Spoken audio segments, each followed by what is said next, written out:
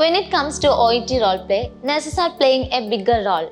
A good nurse always understands what the patient may need in order to cope up with varied types of medical situations. I am Minusha from Teachers Academy. Today I am going to talk about how to communicate with the patient effectively.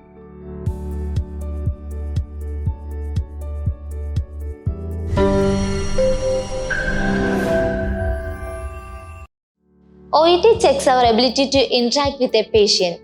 When dealing with a patient, we need to communicate clearly. So, our speaking score largely depends on how effectively we assess the patient concerns and needs.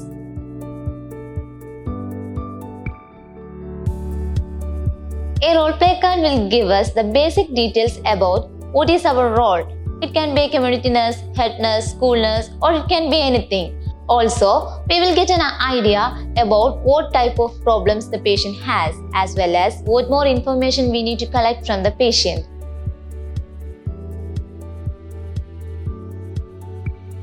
Asking the right set of questions will help us to get more information about the patient concerns. I repeat, asking the right set of questions. Then we can provide better suggestions and recommendations.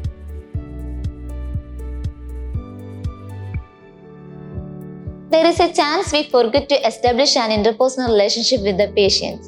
Most of the time, we just start the conversation by asking some questions.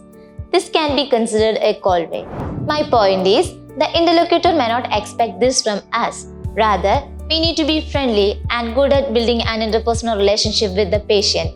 It's very much essential to provide a quality care to the patient.